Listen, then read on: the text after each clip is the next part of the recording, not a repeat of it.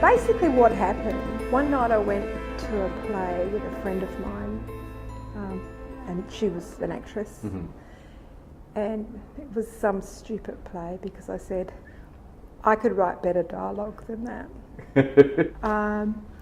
So I decided that I would go home and write something, which I did.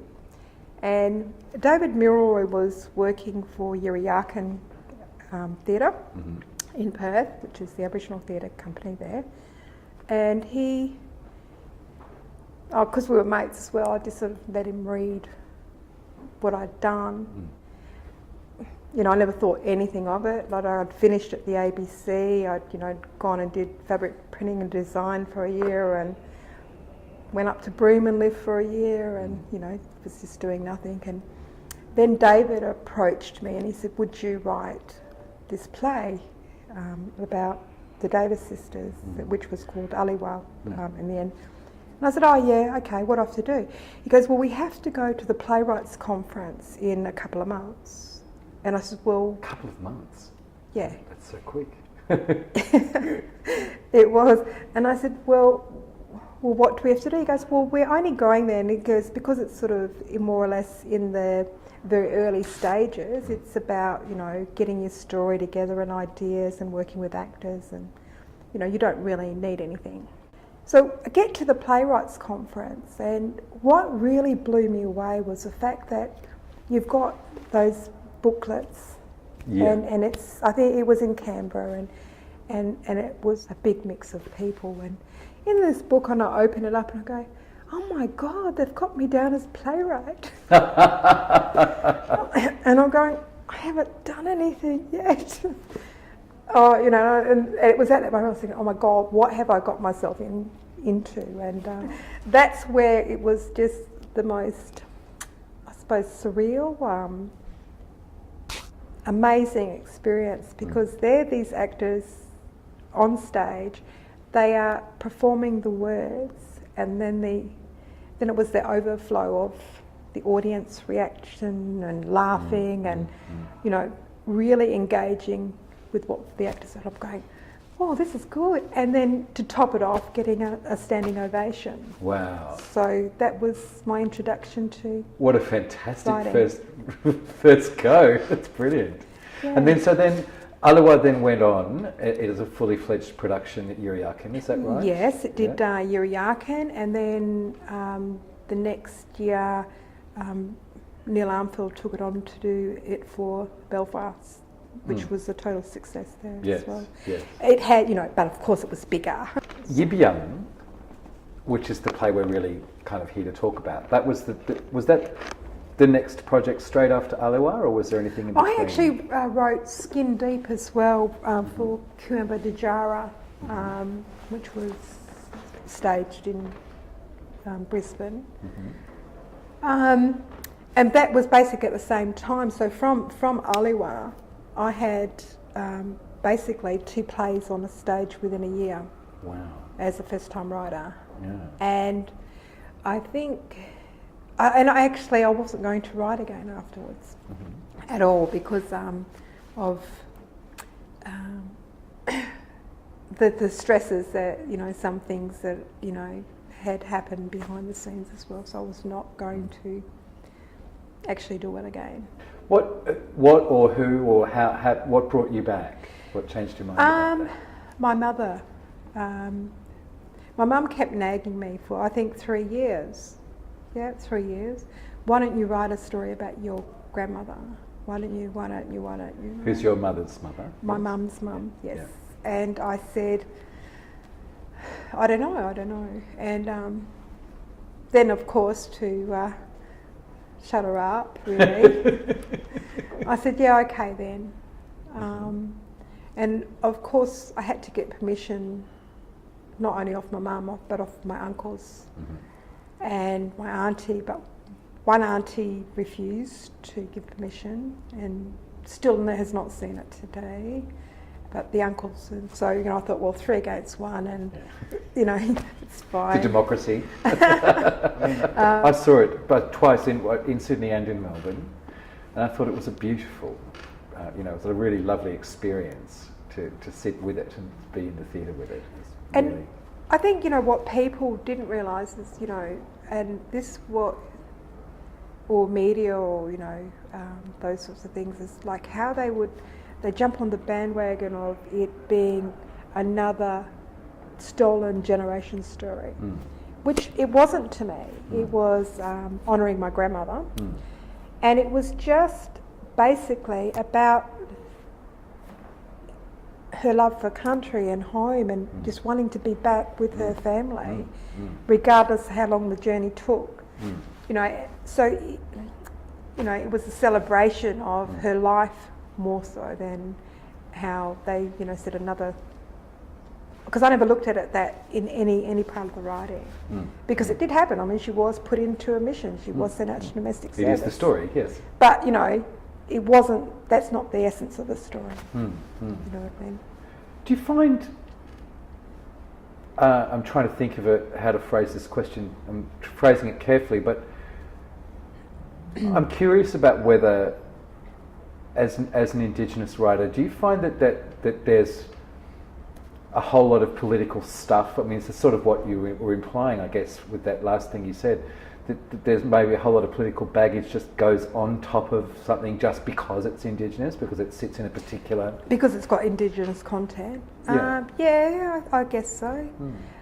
And as a writer, see, even though I'm Indigenous, I don't see myself as just an Indigenous writer. I see myself as a writer. The thing is, you still have to have the skills to enable you to get it up on stage, regardless of whether you're black or white. And that sort of box, that's the one that irks me the most. It's sort of like, oh, you can only write Aboriginal content plays. Well, no, I can write anything, really. Did you find the process, having written Aliwa, and more than one version, of course, of Aliwa, as well as Skin Deep, did you find when you came back to Yibiyung, did you kind of go, oh wow, I know so much more about this?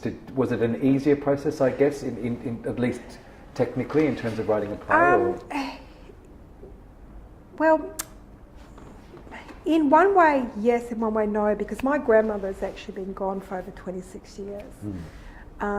So the story was basically more from her files, because, and that, if not many people know, that Aboriginal people had with the native welfare system, had a file on them if they were part of the chief protector. And so we were able to obtain those files.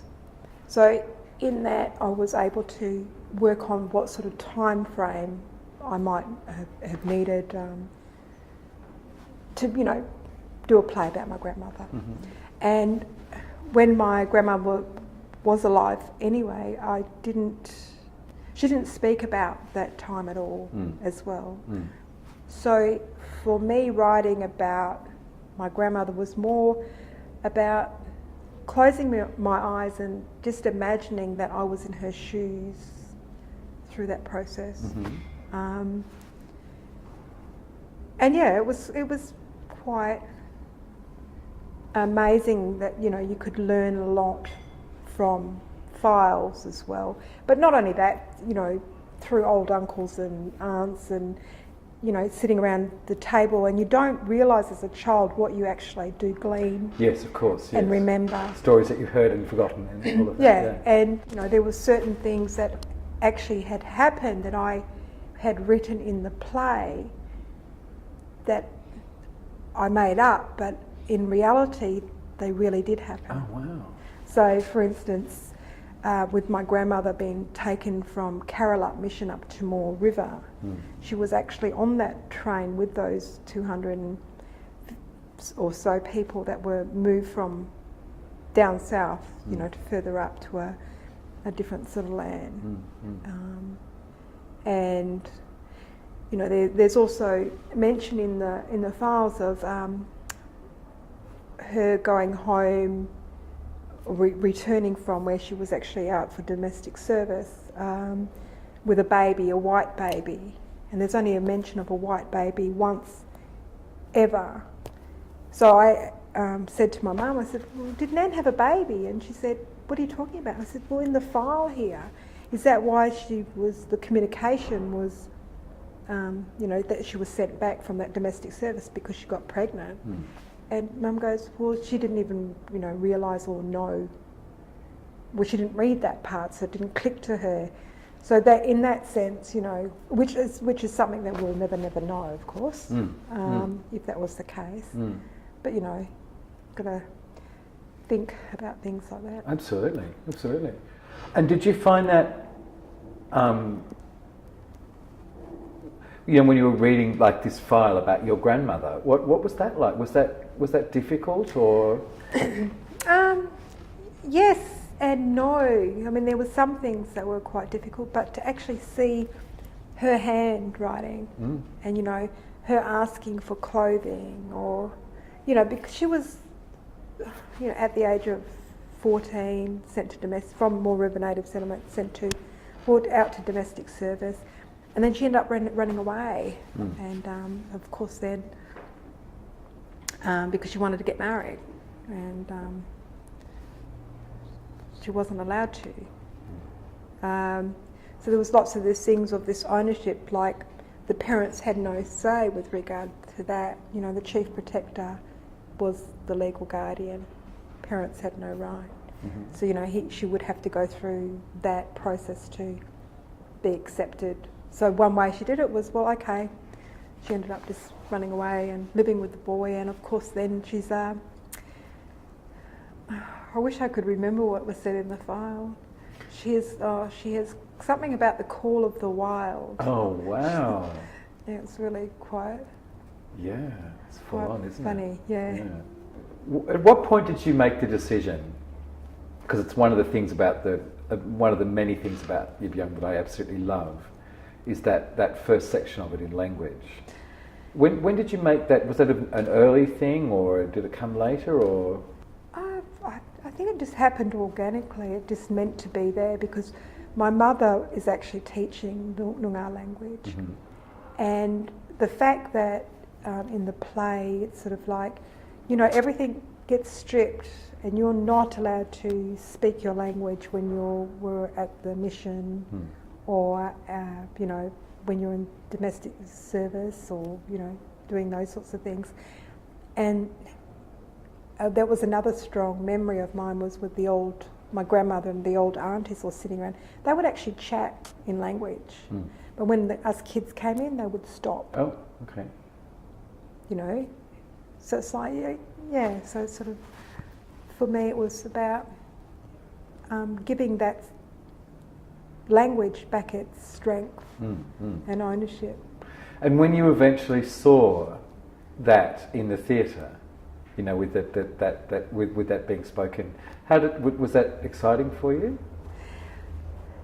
Yes, it was. When we were actually doing the rehearsals in Sydney, and my mother actually had to come over and teach the actors the language, which they could speak better than I can, because I still can't get some of my words around, proper pronunciation of that. And every time the language, excuse me, would be spoken in the rehearsal room, it poured outside in Sydney. It was just storms, and I said, Bum, I said, we're speaking a different language on somebody else's land. I said, and this is going to keep going on, and till we get what we asked for in the first place, to be welcome to country, because it's not our place, and different Aboriginal people. And in a sense, to me, it was like the rain was the tears of the tribal people of Sydney crying because they probably still haven't heard on their own land. Sure. Yeah. And I'm talking about it was stormy, but once we had Welcome to Country, it all stopped. Wow. And was that complex within the company for those actors from other nations speaking Noongar, or? Yes, they all actually loved the fact that they were speaking language, even though that it wasn't their own. It was I thought it was great. And the audience, I think, when they first came in to watch Yibiyung, they would be sitting there and, be very uncomfortably placed, because I think they might have thought that it was going to just be a whole play in language, and they, not the hell know what's going on. Yes. But that's opera, isn't it? Yeah, exactly. So yes, just watching people shift, and as a writer, every time you go and see something of your own, and every time it is different. And people that you least expect turn around. Like there was one guy that I was fixated on in the very front, and his body language was just really quite aggressive. And later on, after the show thing, I thought, oh God, if he was going to be like that, he shouldn't have come, But he came up and he just said it was the most wonderful thing he'd ever saw. Wow. And he was really surprised, but it actually touched him deeply, and that uncomfortable place, because I suppose of knowing things that had happened. But that was something I least expected. Yeah.